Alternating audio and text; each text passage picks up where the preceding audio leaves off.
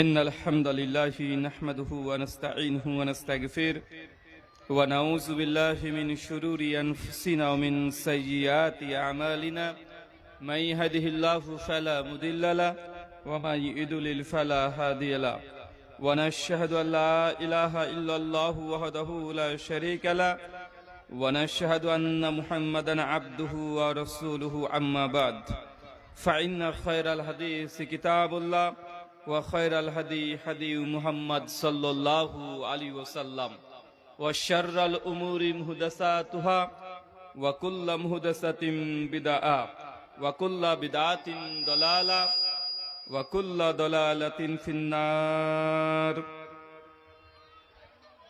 সমস্ত প্রশংসা সেই মহান সত্তা আল্লাহ সুবহানাহু ওয়া তাআলার জন্য, যিনি আমাদের সৃষ্টি করেছেন। শুধু সৃষ্টি করেননি, এই পৃথিবীতে সহস্র কোটি মাখলুকাত সৃষ্টি করার পরেও যিনি আমাদেরকে ঈমানের এই পেয়ালা পান করিয়েছেন, সেই মহান সত্তা আল্লাহ সুবহানাহু ওয়া তাআলার সংক্ষিপ্ত শুকরিয়া সুজুদ আদায় করি তার নিজের শেখানো ভাষা দিয়ে। সকলে এক বাক্যে পড়ি আলহামদুলিল্লাহ। মার্কাজুল হিদায়া পাকুড় ঝাড়খণ্ড এর উন্নতি কল্প এবং পরিচালনায় আজ তৃতীয় বার্ষিকী এই আজমুস শান হিদায়া কনফারেন্স 2026। আজকের এই আলোচনা সভাটিকে সফল করার জন্য যারা সার্বিক দিক দিয়ে সাহায্য এবং সহযোগিতা করেছেন, তাদের প্রত্যেকের নাম স্বতন্ত্রভাবে নিয়ে শুকরিয়া আদায় করা সম্ভব নয়। তারপরেও যারা অর্থ, শ্রম, অক্লান্ত পরিশ্রম, দোয়া এবং পরামর্শ দিয়ে সহযোগিতা করেছেন, মহান সত্তা আল্লাহ সুবহানাহু ওয়া তাআলার কাছে দোয়া, এই প্রার্থনা, আল্লাহ সুবহানাহু ওয়া তাআলা তুমি তাদের প্রত্যেকের নেক নিয়াত এবং নেক আমলগুলোকে কবুল করে নাও। সকলে পড়ি আমিন। মহান সত্তা আল্লাহ সুবহানাহু ওয়া তাআলার কাছে দোয়া, এই প্রার্থনা, আল্লাহ সুবহানাহু ওয়া তাআলা আমরা মানুষ, আমরা কম বেশি ছোট বড় ভুল, ত্রুটি বিচ্যুতি, গুনাহ, পাপ, অন্যায় করে থাকি। আজকের এই আলোচনা সভার ওসিলায় আমাদের পেছনের ছোট ছোট গুনাহগুলোকে তুমি ক্ষমা করে দাও। সকলে পড়ি আমিন। সম্মানিত সুধী, বাদ মাগরিব থেকেই এই কনফারেন্সের বিভিন্ন রকমের প্রতিযোগিতা, আলোচনা, গজল পাঠ হয়েছে। আজকের এই আলোচনা সভার মধ্যম লগ্নে আপনাদের সামনে উপস্থিত হয়েছি একটি নির্দিষ্ট বিষয়ের ওপরে সংক্ষিপ্ত পরিসরে কিছু কথা বলার উদ্দেশ্যে। আজকে যে বিষয়ে গুরুত্বপূর্ণ আলোচনা হবে, আলোচ্য বিষয়, যে আমলে নবীর সঙ্গী হওয়া যায়। কি বললাম, কথা বলেন, শোনাচ্ছে আমাকে? আচ্ছা, যারা দাঁড়িয়ে আছেন চলে আসেন তো ভাই। আচ্ছা, ছড়ে ছিটে যারা আছেন চলে আসেন, সামনে আসেন ভাই। আপনি ওখানে, আমি এখানে, হবে কি হবে, চলে আসেন, বসবেন। যখন মানুষ সেখানে পুরো সম্পূর্ণ হয়ে যাবে তখন ওই সাইডগুলো ব্যবহার করবেন। সামনে আসেন, চলে আসেন দ্রুত। এই ডিম পরে বিক্রি হবে বাবা, ওইদিকে যাও। আপনাদের সময়ের অনেক দাম, আমরা জানি। আমাদের সময়ের মোটো দাম নেই, আপনাদের সময়ের অনেক মূল্য। অনেক কাজ ফেলে থুয়ে এসে এই মাজলিসে বসেছেন, তারপর আবার আমাদের কথা শোনার জন্য বসেছেন। আপনার যে ভালো মানুষ তার প্রমাণ বহন করছে যে আপনারা শুনতে এসেছেন। এতটুকু আমাদের বাবার ভাগ্য ভালো, নচেত আজকের দিনে কে কার কথা শুনে?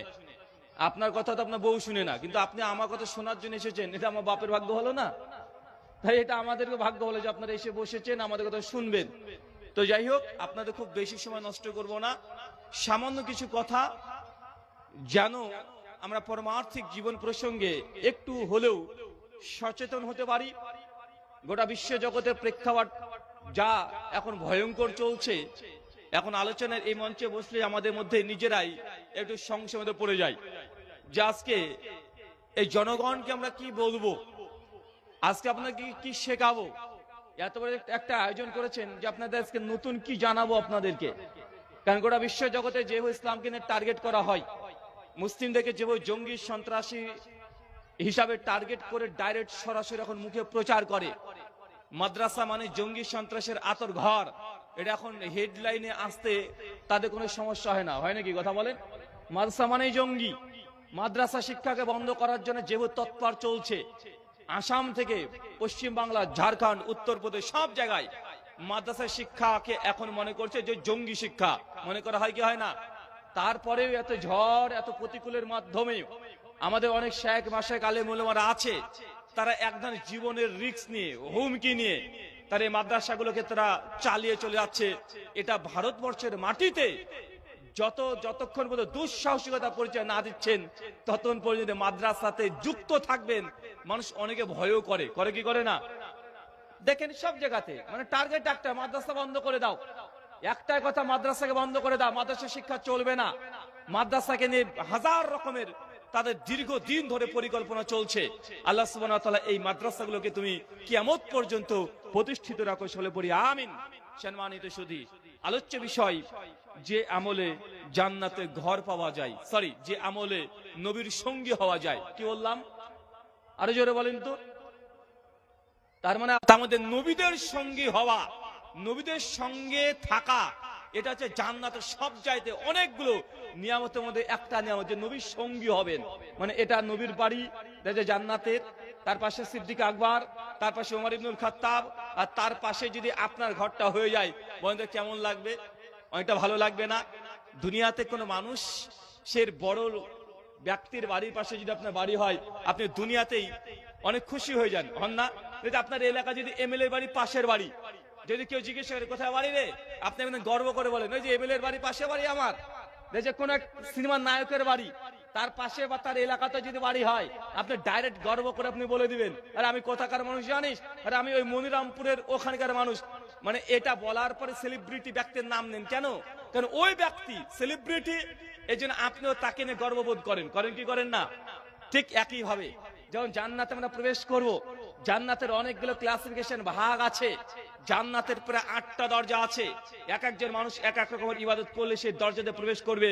আর এমন কিছু মানুষ আছে যে জান্নাত যাওয়ার পরে আল্লাহ সুবহানাহু ওয়া তাআলা নবীর সঙ্গী হিসাবে, প্রতিবেশী হিসাবে তাকে দেবেন। আমরা চাই তো ইনশাআল্লাহ? নবীর সঙ্গী হতে কে কে চাই? একটু হাত তুলি তো। মাশাআল্লাহ, আল্লাহ তুমি কবুল করে না, আমিন। আচ্ছা বলেন তো, আমরা এই যে মানুষ, গোটা বিশ্ব জগতে 800 কোটি মানুষ আছি আমরা, আর এই 800 কোটি মানুষের মধ্যে প্রায় 180 কোটি মুসলমান এখন এট এ টাইম আছি। 100 কত কোটি? 180 কোটি। বলেন তো ভাইজান, নবীকে আপনারা কখনো দুই চোখ দিয়ে দেখেছেন? কেউ দেখেছেন নবীকে? তারপর নবীকে বিশ্বাস করেন কি করেন না?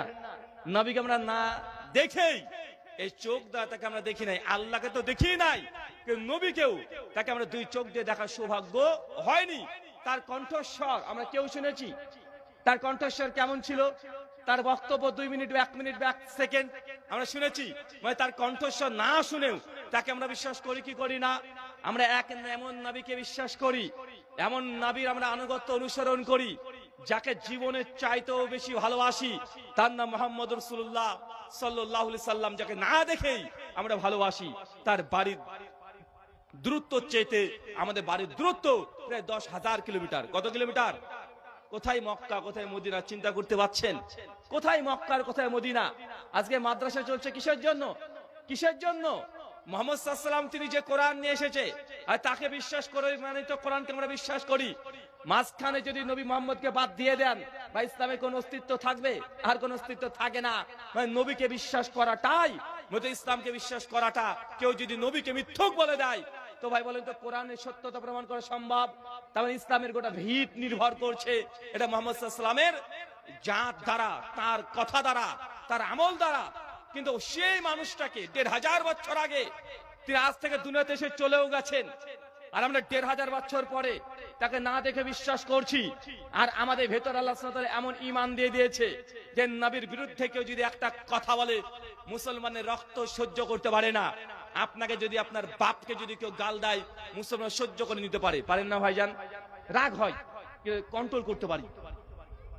যদি আপনার মায়ের বিরুদ্ধে কেউ বাজে কথা বলে দেয়, প্রচন্ড রাগ হবে, কিন্তু কন্ট্রোল করে নিতে পারবেন। কিন্তু কেউ যে নবীর বিরুদ্ধে একটা বাজে কথা বলে দেয়, মুসলমান সহ্য করতে পারে?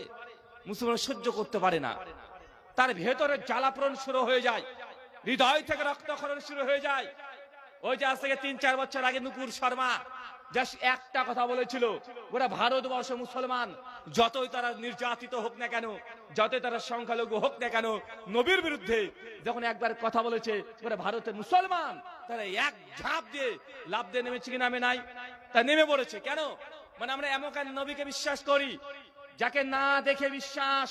তার মানে আপনাকে এই জিনিসটা বোঝানোর চেষ্টা করছি, একজন মানুষকে না দেখে ভালোবাসা যায়, একজন ব্যক্তির কণ্ঠস্বর না শুনে ভালোবাসা যায়। কিন্তু দুনিয়াতে আমরা মানুষ অনেকেই আছি, দুনিয়াতে আপনি যদি কাউকে ভালোবাসেন দেখবেন হয় তার চেহারার প্রেমে পড়েছেন আপনি, বা তার কণ্ঠস্বরে প্রেমে পড়েছেন, বা আপনি কাউকে ভালোবাসছেন বা কারোর সঙ্গে বন্ধুত্ব করছেন তার টাকার জন্য, হতো সে অনেক ধনী অনেক কোটিপতি, তার সঙ্গে বন্ধুত্ব করলে তার সঙ্গে সম্পর্ক করলে আপনি একটু সহযোগিতা পাবেন। আমরা এগুলো নিয়েই দুনিয়াতে বন্ধুত্ব করি, করি কি করি না? আচ্ছা, আপনি যে গার্লফ্রেন্ডকে ভালোবাসেন, যুবকদেরকে বলছি, বা আপনি যে আপনার স্ত্রীকে ভালোবাসছেন, কেন বাসছেন? কারণ তার চেহারাতে পাগল হয়ে গেছেন আপনি আগেই। যখন বিয়ে করবেন বা প্রেমে পড়ে গেছেন, কি দেখে প্রেমে পড়েছেন? মানে তার চেহারাটা সৌন্দর্য দেখে। তার মানে মানুষ দুনিয়াতে কারো প্রেমে পড়ে বা ভালোবাসে বা বন্ধুত্ব স্থাপন করে বাহ্যিক দিক থেকে, তাকে সৌন্দর্য, তার সৌন্দর্যে মুগ্ধ হয়ে গেলেই আমরা তার প্রেমে পড়ে যাই, যাই কি যাই না? অথবা দেখবেন অনেক সময়তে দেখতে সুন্দর না, তার কণ্ঠস্বর এত সুন্দর যে তার কণ্ঠ শুনেই মানুষ পাগল হয়ে যায়, হয় কি হয় না? ওই যে যতগুলো গায়ক আছে, গায়করা দেখতে কেমন ডাজ নট ম্যাটার, এটা ম্যাটার করে না। কিন্তু কোন গায়কের যদি কণ্ঠ এত সুন্দর হয়, তার গান শুনতেই ভালো লাগে, আপনি রাত্রিবেলায় তার গান না শুনলে আপনার ভালো লাগে না, ভাই এমন আছে না নাই? তার মানে তার কণ্ঠস্বর আপনাকে পাগল করে দিয়েছে, তার কণ্ঠস্বরে আপনি প্রেমে পড়ে গেছেন। সে দেখতে যেমনই হোক না কেন, তার কণ্ঠর কারণেই তাকে আপনি ভালোবাসছেন। আর অনেক মানুষ আছে টাকা পয়সার জন্য বন্ধুত্ব করে, করে কি করে না?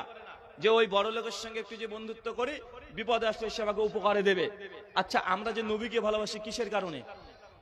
কোন কারণ আছে বলেন তো? টাকার কারণে? ইসলাম গ্রহণ করলে টাকা পান না টাকা শেষ হয়ে যায়? টাকা পান কিনা টাকা শেষ হয়ে যায়। আর ইসলাম গ্রহণ করলে তো টাকা শেষ হয়ে যায়। আরে আপনি উপার্জন করবেন, যাকাত দিতে হবে, আপনি উপার্জন করবেন, সদকা দিতে হবে, আপনি উপার্জন করবেন, ফিতরা দিতে হবে, আপনি উপার্জন করবেন, হজ করতে যেতে হবে, আপনি উপার্জন করবেন। গরিব মিসকিন মানুষ যদি হাত পাতে, মুসলমানের মুমিনের হৃদয় খালি হাতে ফেরত দেয় না, মানে আপনি মুসলমান, মানে টাকা চলে যাবে আল্লাহর পথে। তবে নবীকে পাওয়ার জন্য, আল্লাহকে পাওয়ার জন্য ভাই ইসলাম যখন গ্রহণ করছেন, তখন কি টাকা পান না টাকা শেষ হয়ে যায়? টাকা শেষ হয়ে যায় না? আচ্ছা, নবী কি তার কণ্ঠস্বর তো আমরা শুনিনি, তারপর তাকে আমরা ভালোবাসি কি বাসি না? তাকে তো দুই চোখ দিয়ে আমরা দেখিনি, তারপরে তাকে ভালোবাসি কি বাসি না?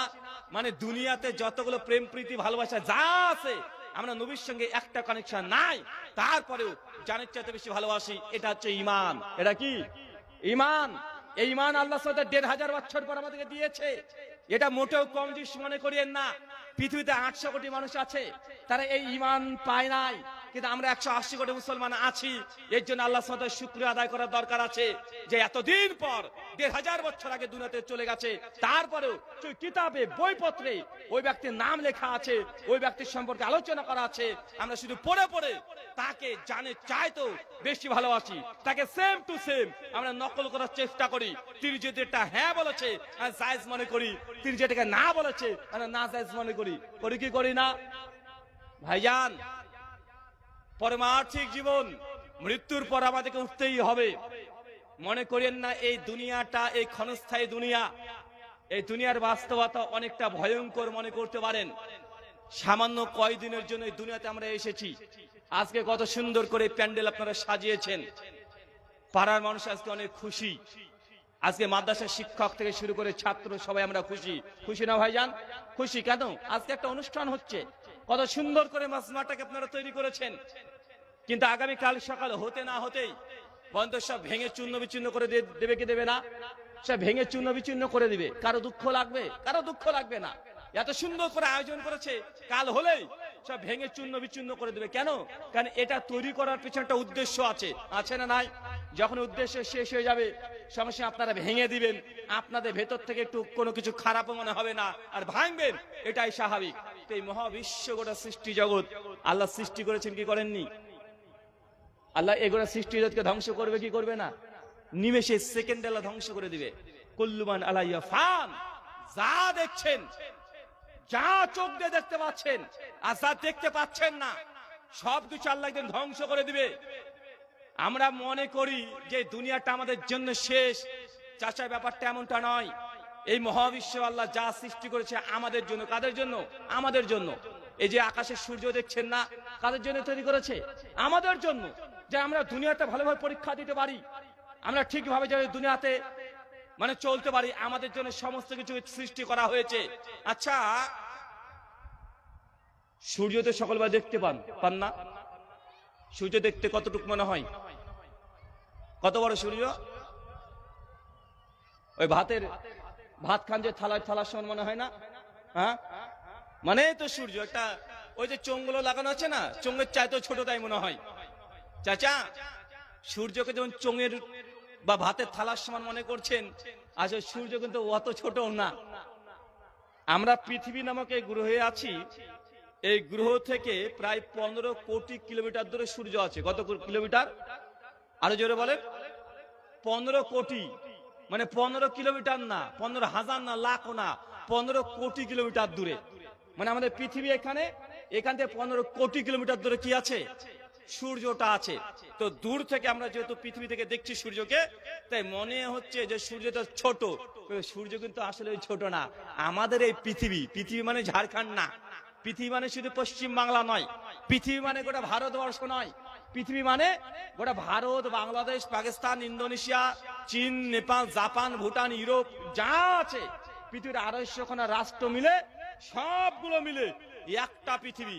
পৃথিবীর মধ্যে বা 3 ভাগ জল আর 1 ভাগ স্থল। চিন্তা করতে পারছেন? মানে 3 ভাগই পানি আর 1 ভাগ মানুষটি বসবাস করা উপযোগী। কিন্তু আমরা যেখানে যাই সেখানে দেখি, মনে করি যে সেখানে তো বাড়ি ঘর, সেখানে তো মাটি আছে, কিন্তু মাটির চাইতে পানি এই পৃথিবীতে বেশি। মানে 3 ভাগই পানি আর 1 ভাগ স্থল। এর মধ্যে পাহাড়, এর মধ্যে পর্বত, এর মধ্যে অ্যামাজন জঙ্গল, এর মধ্যে বাড়ি ঘর, এর মধ্যে ব্যবসা বাণিজ্য, সবকিছু। পৃথিবী কত বড় বুঝতে পারছেন? তাহলে বোঝা যাচ্ছে পৃথিবীটা কত বড়, কত মহা বিশাল পৃথিবী। আর যে সূর্যটাকে ভাতের থালার মতো দেখছেন, ওই সূর্যটা পৃথিবীর চাইতেও বড়। কার চাইতে বড়? কার চাইতে বড় বলেন? পৃথিবীর চাইতেও বড়। কতটুকু বড় জানেন? 1 গুণ 2 গুণ না, 100 গুণ 200 গুণও না, 1000 গুণ বা 2000 গুণও বড় নয়। এই পৃথিবীর চাইতে 13 লক্ষ গুণ বড় একটা সূর্য। বুঝেনি মনে হয়? আল্লাহ যে রব্বুল আলামিন, তিনি যে সমগ্র সৃষ্টি জগতের রব, এই মহাবিশ্বের রব, আপনি এখনো বুঝতে পারেননি যে মহাবিশ্ব কি জিনিস। শুধু পৃথিবীর মধ্যে আমরা আছি আর আমরা মনে করছি যে কত বৃহৎ একটা জায়গা। আমাদের এই পৃথিবী তো এত বড়, এই পৃথিবীর চাইতে 13 লক্ষ গুণ বড় একটা সূর্য। 13 লাখ গুণ, মানে আমাদের এই পৃথিবীর মতো 13 লক্ষ। কারণ পৃথিবী যদি সূর্যের মধ্যে ঢুকিয়ে দেন, সূর্য হজম করে নেবে। এখন চিন্তা করে দেখেন সূর্যটা কত বড়। তবে আমি একটু টেনশনে পড়ে যাই। আমি একজন হিন্দু পণ্ডিতের একটা আলোচনা শুনছিলাম। আলোচনা শুনতে শুনতে তিনি বলছেন, তাদের রামচন্দ্র চতুর্দিকে জয় শ্রীরাম জয় শ্রীরাম করে চিৎকার দেওয়া হয় না? আপনাদের ঝাড়খণ্ডেই তো কি নাম যেন ছিল, ছেলেটাকে জয় শ্রীরাম বলে পিটিয়ে হত্যা করে দিয়েছিল। তারপরে আনসারি, তাকে হত্যা করে দিয়েছিল না? তো রামচরিত মানুষে থেকে পাঠ করছে একজন ভাগবত পাঠক। উনি বলছেন এইভাবে, হনুমানজি বজরঙ্গী, তো উনি ছোটবেলাতে ঘরের মধ্যে তার মা তাকে বেঁধে রেখেছে, আর জানলা দিয়ে দেখছে যে সূর্য আকাশে ঘুরে বেড়াচ্ছে। তখন ওর পেয়েছে খিদা, আর ও ছুটতে ছুটতে গিয়ে সূর্যটাকে ধরে খেয়ে নিয়েছে। কে খেয়ে নিয়েছে বলেন তো? কে খেয়েছে? হনুমান, বাদরের বাচ্চা। ও নাকি গোটা সূর্যটাকে খেয়ে নিয়েছে।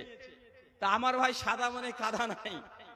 আমি তখন ভাবছি, যখন এই ঘটনা পড়ছি আর তাদের মুখ থেকে শুনি যে হনুমান বাদর নাকি ওই সূর্যকে খেয়ে নিয়েছে, তো সূর্য হচ্ছে আমাদের এই গোটা পৃথিবীর চাইতেও 13 লক্ষ গুণ বড়। তো বান্দরের বাচ্চা খেলেও কি হবে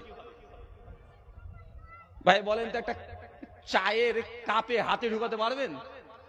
কেউ যদি বলে যে একটা চায়ের কাপে হাতে ডুব খেলছিল, বা বিশ্বাস করবেন? তো একটা যদি এই যে হনুমানের বাচ্চা, ও নাকি 13 লক্ষ গুণ সূর্যকে খেয়ে আবার হজম করেছে, চিন্তা করেন। তা আমি আবার একটু ভাবলাম, আচ্ছা ধরে নিলাম সূর্যটাকে না এনে হনুমানজি খেয়েছে, তো কিন্তু আকাশে আপনার সূর্য দেখা যায় কি যায় না? যায়। তো সূর্যটা বের হয়েছে কোন দিক দিয়ে? খেলো মুখ দিয়ে, বের হয়েছে কোন দিক দিয়ে? তো বের হওয়া এটা কোনো রামায়ণও পাওয়া যায় না, আর কোন স্কলার আলোচনাও করে না। মানে আপনি আপনাকে এতটুকু বোঝানোর চেষ্টা করছি ভাইজান, এই মহাবিশ্ব শুধু পৃথিবীর সূর্য না, পৃথিবীর চাইতে যে 13 লক্ষ গুণ একটা সূর্য বড় হয়, শুধু আমাদের ফার্স্ট সোলার সিস্টেমে এই গ্যালাক্সিতে কমপক্ষে সূর্যের মতো ছোট বড় কমপক্ষে 2 কোটি আরো গ্রহ নক্ষত্র আছে। সরি, 200 কোটি। চিন্তা করতে পারছেন কত কোটি? প্রায় 2 বিলিয়ন। 200 কোটি। আর পৃথিবীর চাইতে বড়, সূর্যের চাইতে বড় ছোট 200 কোটি। এতগুলো গ্রহ দিয়ে আমাদের একটা গ্যালাক্সি তৈরি হয়েছে, যে গ্যালাক্সিতে আমি আপনি থাকি। এটার নাম হচ্ছে মিল্কি ওয়ে। কি নাম? Milky way. এখন চিন্তা করেন তো মহাবিশ্ব কত বড়। আপনি মনে করছেন এখানে শেষ? না রে ভাই, এটা তো এক গ্যালাক্সিতে যদি 200 কোটি এই গ্রহ নক্ষত্র উপগ্রহ থাকে, সেরকম কতগুলো গ্যালাক্সি আছে আপনি জানেন? বিজ্ঞানী খোঁজই পায়নি কতগুলো আছে এখনো। কয়েকশো কোটি এতগুলো গ্যালাক্সি আছে। তো এতগুলো সৃষ্টি যে আল্লাহ করলেন, আল্লাহ সেকেন্ডের মধ্যে সব ধ্বংস করে দিবেন। আপনার যখন প্যান্ডেলকে ধ্বংস করে দেবেন, ভেঙে ফেলবেন, কেন? যখন কাজ শেষ প্যান্ডেল রাখবেন না। যখন আল্লাহ সুবহানাহু ওয়া তাআলা কিয়ামতকে সংগঠিত করতে চাইবেন, সবকিছু আল্লাহ ধ্বংস করে দিবেন, পুনরুত্থান করবেন। আমাকে আপনাকে প্রত্যেককেই আল্লাহর সামনে উঠতে হবেই হবে। তাই আপনাকে আমি বারবার এটা মনে করানোর চেষ্টা করছি, ভাইজান এই দুনিয়া হচ্ছে ক্ষণস্থায়ী। মাত্র 50-60 বছরের জন্য এই দুনিয়াতে এসেছেন, কিন্তু আপনাকে অনন্তকালের জন্য উঠতে হবে। অনেক মানুষের বারবার প্রশ্ন যে রুহুল আমিন ভাই, কিয়ামতের মাঠে আল্লাহ সুবহানাহু ওয়া তাআলা যে আমাদেরকে তুলবেন, তো অনেক মানুষ তো আমরা অনেক জায়গাতে আমরা চলে যাই। কোন মানুষ আকাশে উঠতে উঠতে বিমানে ক্র্যাশ করে মরে গেছে, কেউকে বাঘের পেটে খেয়ে নিয়েছে। তো এই মানুষগুলোকে আল্লাহ সুবহানাহু ওয়া তাআলা তুলবেন কিভাবে? বা অনেকের প্রশ্ন আছে না নাই? কারণ আমাদের মধ্যে ভুল ধারণা কি জানেন? আমরা মনে করি কবর মানে ওই বাঁশ বাগানে আছে, 3.5 হাত গর্ত করেছে, পুঁতে দিয়েছে, আমরা ওটাকে কবর মনে করি, তাই না ভাইজান? ওটা কবর আমরা বলি তাই, এটা আমাদের মুখের ভাষা, কবর আমরা বলি তাই। কবর জগৎ একটা আলাদা একটা অধ্যায়। মানুষের ধরেন কবর জগতে যখন যাবেন, তো ওটা সম্পূর্ণ আলাদা জগৎ, আমাদের দুনিয়াবি জগতের সঙ্গে কোনো কানেকশন নাই। একটা উদাহরণ দিলে বুঝতে পারবেন। আচ্ছা, আমরা সকলেই মায়ের পেটে ছিলাম তো নাকি? আচ্ছা, মায়ের পেটে ছিলেন না কেউ এখানে আছেন? একজন হাত তোলেন তো, কে ছিলেন না? মায়ের পেটে ছিলেন না 9 মাস 10 মাস? এমন কোন মানুষ আছেন? কেউ তো নাই। সকলেই। আরে 9 মাস 10 মাস মায়ের গর্ভে ছিলাম কি ছিলাম না? আচ্ছা, 10 মাস যে মায়ের গর্ভে ছিলেন, ও জীবিত ছিলেন না মরা ছিলেন? জীবিত না মরা? আর তাজা ছিলেন না আপনারা ওখানে? আচ্ছা, মানে খাওয়া দাওয়া করেছেন কি করেননি? খাওয়া দাওয়া লেগেছে তো নাকি? আচ্ছা, অক্সিজেন ছাড়া কি মানুষ জীবিত থাকতে পারে? আরে পারে না তো। পেটের মধ্যে তার মানে আপনি অক্সিজেন নিয়েছেন কি নাই? আর আপনার চোখ নাক কান হাত ব্রেন সব ছিল মায়ের পেটের মধ্যে। 10 মাস আপনি সময় অতিবাহিত করেছেন, কাটিয়েছেন।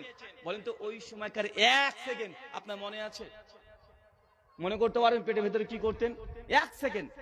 10 মাসের দরকার নাই, 1 ঘন্টাও দরকার নাই, 1 সেকেন্ড ওই স্মৃতিশক্তি আপনার মনে আছে? আরে ভাই, আমাদের মনে নেই।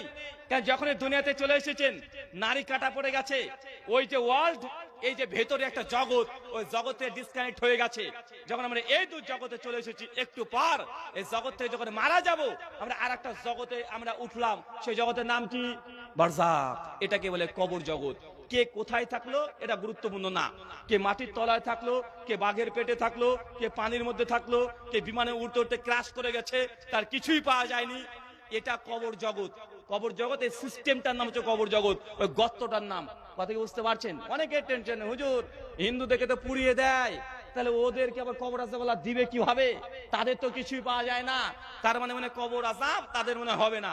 আমাকে একজন বলছে যে ভাইজান, হিন্দু দাদাদেরকে তো এই আগুন দিয়ে পুড়িয়ে দেয়, তো তাদের তো আযাব হয় না। আমি বলছি ভাই, জাহান্নামের আগুন আগে থেকে তার একটু একটু পায়ে পেয়ে গেছে। জাহান্নামে কি আছে? কি আছে? আগুন আছে না? তো মরার পরে আগুন জ্বলছে, তার মানে কি? মোটামুটি মানে পিকচার, মানে ট্রেলার দেখছেন, বাকি পিকচার পরে দেখা যাবে, এমন নয় কি? আসলে আমরা নিজে থেকে চিনতে পারি না। আমাদের ইসলাম সম্পর্কে কিছু কোর ধারণা, কিছু আমাদের ভুল আছে। এই জন্য আমাদের ইয়াং যুবক তরুণ সমাজ যারা আছে তাদের মধ্যে হাজার রকমের প্রশ্ন চলে আসে।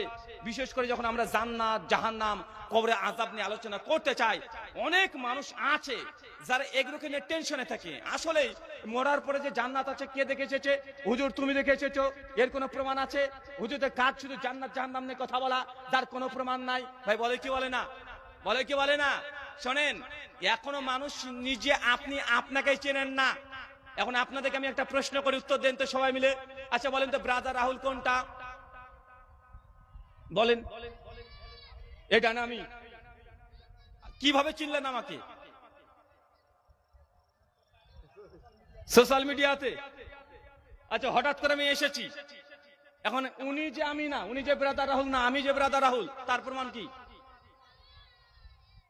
বলেন তো দেখে, আপনাদের ব্রেন একটু চেক করি। আমি যে ব্রাদার রাহুল তার প্রমাণ কি? জি, ও আমার চেহারার সঙ্গে মিল আছে। আচ্ছা আজ থেকে 30 বছর আগে, আজ থেকে 30 বছর আগে কি আমার এমন চেহারা ছিল? আমি যখন প্রাইমারি স্কুলে পড়তাম, ন্যাংটায় ঘুরে বেড়াতাম, মার কোলে যখন আমি দুধু পান করতাম, সেই সঙ্গে আমার দাড়ি ছিল, আমার কণ্ঠ এমন ছিল, আমার চেহারা এমন ছিল, আমার হাইট এমন ছিল, আমার ফিগার এমন ছিল, তো সেই সময় আমি কি আলাদা কেউ ছিলাম? বলেন। আচ্ছা আজ থেকে 20 বছর পর আমি কেমন থাকবো? আমার মধ্যে পরিবর্তন আসবে কি আসবে না? মানে মানুষের এই বাহ্যিক যে বডি দেখছেন, ফিগার দেখছেন, রক্ত মাংসের শরীর, এটা আমি না। আর এটা যদি আমি হতাম, তাতে 20 বছর আগে আমি এমন ছিলাম না। আজকে 20 বছর পর আমার পরিবর্তন হবে, আমার সমস্ত কিছু পরিবর্তন হবে। আমার ফিগারের পরিবর্তন হয়ে যাবে, কণ্ঠস্বরের পরিবর্তন হয়ে যাবে, চেহারার মধ্যে পরিবর্তন হয়ে যাবে। যেমন আজ থেকে 20 বছর আগে যখন বালক ছিলাম, একটা পরিবর্তন এসেছে। এসেছে কি আসে নাই? তার মানে যেটা আমাকে দেখছেন এটা আমি না। আপনার যে বডি, এটা আপনি না। যদি হতেন তো 20 বছর পর পরিবর্তন হয়ে গেলে আপনি কি আপনি থেকে অন্য কেউ পরিবর্তন হয়ে গেলেন? তা তো না। তাহলে আপনি কোনটা? একজন মানুষকে চিনেন কিভাবে যে এটাই সেই ব্যক্তি? চিনেন কিভাবে? বলতেন জ্ঞান। যে রাহুল ভাই আপনার জ্ঞান দেখলে বুঝেনি কেন? আপনি যখন হিন্দু ধর্মের কথা বলেন, আপনি কোরআন হাদিসের কথা বলেন, তো এই কথাগুলো শুনে আমরা বুঝেনি যে এটা হচ্ছে ব্রাদার রাহুল। আচ্ছা এখন আমার যে জ্ঞান, আজ 20 বছর আগে আমার সেই জ্ঞান ছিল? আজ 20 বছর পর আমার সেই জ্ঞান থাকবে? হয় বাড়তে পারে বা কমে যেতে পারে, হয় বাড়বে বা কমবে, ত্রুটি বিচ্যুতি হয়ে যেতে পারে। পারে কি পারে না? মানুষের জ্ঞান, মানুষের নলেজ, এটাও পরিবর্তনশীল। এটা এককালে ছিল না, এটা ধীরে ধীরে অর্জন করতে হয়েছে।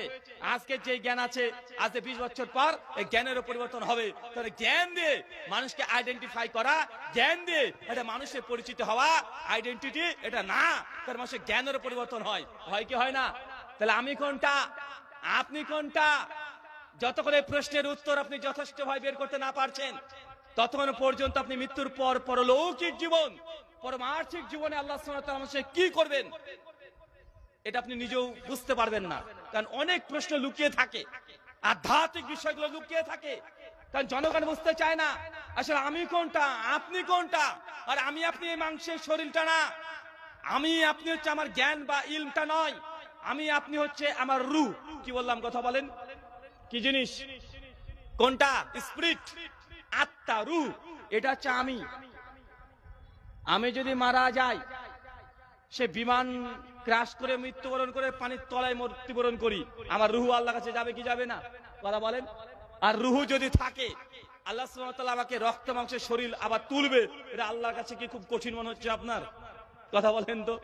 রুহু যদি থেকে যায়, এই রক্ত মাংস দিয়ে তৈরি করে আল্লাহর কাছে খুব কঠিন মনে হচ্ছে। আরে এটা তো আপনি প্রতিদিন দেখছেন। আরে কিছুদিন পরে আম খাবেন, আম খাওয়ার পরে বাড়ি পেয়েছেন, আম আটিটাকে ফেলে দিয়েছেন, আটিতে কিচ্ছু নাই, একদম পুরো আম খেয়ে একদম আটিটাকে ফেলে দিয়েছেন, ওই আটি থেকে একটা গাছ বের হয়, বের হয় কি বের হয় না? আরে ভাই আটি যদি এই দুনিয়ার মাটি থেকে যদি আরে গাছ তৈরি করে দিতে পারে, তো আল্লাহ সুবহানাহু ওয়া তাআলা আমাদের আত্মা থেকে সেম আমার মতো বডি আবার তৈরি করে আল্লাহ শাস্তি দিতে পারে কি পারে না? আপনার কাছে আপনার ব্রেনে ঢুকতে না পারে, আপনার জ্ঞানে কুলাতে না পারে, তার মানে এই নয় যে মৃত্যুর পর পারমার্থিক জীবন নাই। ভাইজান আপনাদেরকে আমি এই জিনিসটাকে শক্ত দিয়ে বোঝানোর চেষ্টা করছি, মৃত্যুর পর অনন্ত জীবন, এটা নিয়ে সংশয় করার কোনো জায়গা নাই। আপনি বুঝতে পারছেন না, এটা আপনার জ্ঞানের স্বল্পতা। কিন্তু মৃত্যুর পর জীবন এটা অবধারিত। যতক্ষণ এর প্রতি ঈমান না আসছে, ততক্ষণ ইসলাম কি, জান্নাত কি, জাহান্নাম কি, এই জিনিসগুলো আলোচনা শুনলেও আপনার ভিতরে কোনো ইফেক্ট পড়বে না, কোনো পরিবর্তন আসবে না, যতক্ষণ অগাধ বিশ্বাস না হবে মানুষের মৃত্যু অনিবার্য। সত্য কথা, সত্য না ভাইজান? আচ্ছা, মানুষ মরেনি এমন কোন মানুষ আছে? আচ্ছা, বিজ্ঞান তো এত উন্নত হয়েছে, এত উন্নত হয়েছে, কিন্তু মানুষকে চিরস্থায়ী করতে পেরেছে? আজ পর্যন্ত কত কি আবিষ্কার করে ফেলেছে মানুষ। মানে এখনকার আমাদের সময়ে যা দেখছি, মানে মনে হচ্ছে মানুষ এমন কিছু নাই যে মানুষ তৈরি করতে পারেনি, সবকিছু তৈরি করে ফেলেছে। কিন্তু মানুষ যে তার একটা মানুষকে যে নতুন করে তৈরি করে রূহ দিয়ে, আত্মা দিয়ে, এটা পেরেছে? কথা বলেন।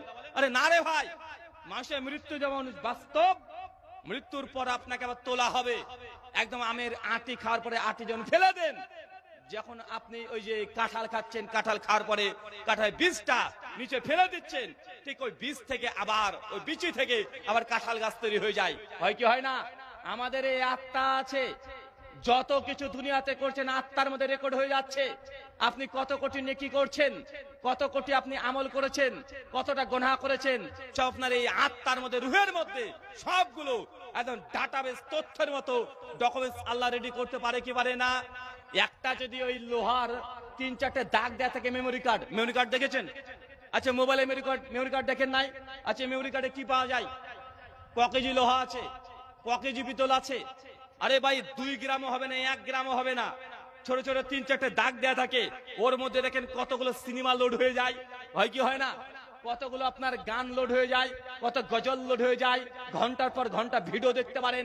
তা আল্লাহ সুবহানাহু ওয়া তাআলা আমাদের ভেতরে যে রূহ আছে, এই রূহের মধ্যে যা দুনিয়াতে করছেন সব রেকর্ড করতে পারে কি পারে না? আরে সবগুলো রেকর্ড হতে পারে, এটা অস্বাভাবিক কিছু নয়। আমাদের তরুণ যুবকদেরকে নিয়ে কষ্ট হয় যখন আমরা ধর্মের কথা বলি, যখন জান্নাত জাহান্নামের কথা বলি, তখন তাদের মধ্যে সন্দেহ সংশয় তৈরি হয় যে হুজুরদের কাজ শুধু জাহান্নাম নিয়ে কথা বলা, হুজুরদের কাজ শুধু হালাল হারাম নিয়ে কথা বলা। তারা মনে করছে এই কথা হলো আমাদের ব্যক্তিগত কথা, আমরা বানিয়ে বলছি। না রে ভাই, এটা অনন্ত জীবন আছেই, এটা নিশ্চিত। এই ইয়াকিন, এই বিশ্বাস আপনার রাখতে হবে। ইনশাআল্লাহ এই বিশ্বাসের মধ্যে কোনো সন্দেহ পোষণ করা যাবে না। আল্লাহ সুবহানাহু ওয়া তাআলা তুমি আমাদের প্রত্যেককে বোঝার তৌফিক দান করো, আমিন। সম্মানিত সুধী, আলোচ্য বিষয় যে আমলে নবীর সঙ্গী হওয়া যায়। আমি খুব বেশি বলবো না, গুটি কয়েক আমলের কথা বলবো, যে আমলগুলো করলেই ইনশাআল্লাহ জান্নাতে পরমার্থিক জীবনে নবীর জন্য সঙ্গী হতে পারেন। আচ্ছা, দুনিয়াতে নবীকে তো আমরা পাইনি। অনেক মানুষের আমাদের ইচ্ছা যদি দুনিয়াতে আল্লাহ নবীর সঙ্গে আমরা থাকতে পারতাম, যে নবীর সময় যদি আমরা মক্কাতে জীবন পেতাম, তার নবীর প্রতি ঈমান আনতাম, তার পিছনে নামাজ পড়তাম। অনেকে আমরা লালায়িত আছে না নাই? আছে না নাই? আর অনেকে আমাদের আশা যে নবীর সঙ্গে আমরা থাকতে পারতাম, তার নবীর সঙ্গে আমরা হজ করতাম, আমরা হিজরত করতাম, তার পেছনে নামাজ পড়তাম। কিন্তু সেই ভাগ্য আমাদের হয়নি। নবী এমন কিছু আমল আমাদেরকে জানিয়ে গেছেন যে আমলগুলো করলেই আমরা নবীর সঙ্গী হব। চলেন একটা আমল আপনাকে বলি। এক, সুনান তিরমিজি হাদিস না 2122, নবী বলছেন কোন ব্যক্তি যদি অধিক পরিমাণে দুরূদ পড়ে, তাহলে ওই ব্যক্তি নবীর অতি নিকটবর্তী হবে। কথা বুঝেননি মনে হয়? কি হবে বলেন তো? আপনার আমলে যত বেশি দুরূদ থাকবে, কি থাকবে, কি থাকবে বলেন তো? যত বেশি দুরূদ থাকবে। শেখ আলবানী এবং শোয়েব আরনাউত রাহিমাহুল্লাহ একজন হাদিসটাকে হাসান বলছেন, একজন সহিহ দাঈফ বলছেন। তবে শেখ আলবানী শোয়েব আরনাউত হাদিসটাকে একাধিক সনদ থাকার কারণে তিনি হাসান লি গহরি বলছেন। মানে আপনার আমলে যদি অধিক পরিমাণে দুরুদে ইব্রাহিম দুরুদ থাকে, তাহলে জান্নাতে আপনি নবীর নিকটবর্তী হবেন। যত বেশি থাকবে তত বেশি আপনি জান্নাতের নিকটবর্তী হবে। এখন দুরুদ মানে কোনটা? কোনটা? এই যে আপনাদের ঝাড়খণ্ডের একটা বক্তা আছে, মানে সবসময় আহলে হাদিস থেকে গালি দেয়, আছে না? কি যেন নাম ওর? জি, মানে সব সময় মানে ওর বক্তব্য মানে আহলে হাদিস বিদ্বেষী বক্তব্য। বক্তব্য মানে আহলে হাদিসকে ধুয়ে মুছে দিতে হবে, মানে চিল্লার চেঁচামেচি করতে হবে। এখন দুরুদ বলতে তাদের অভিযোগ যে আমরা আহলে হাদিস আপনাকে দুরুদ পড়ি না। ভাই বলে কি বলে না? আরে ভাই, আহলে হাদিসরা যত বেশি দুরুদ পড়ে, দুনিয়াতে এমন কোন ব্যক্তি নাই যে আহলে হাদিসের বাচ্চার মতো এতগুলো দুরুদ পড়ে। তার জ্বলন্ত দৃষ্টান্ত মাদ্রাসায় চলে যান। মাদ্রাসাতে আমাদের ছাত্ররা একদম নিচু ক্লাস থেকে তারা হাদিস পড়তে শুরু করে দেয়, পরে কি বলে না? আর যতবার হাদিস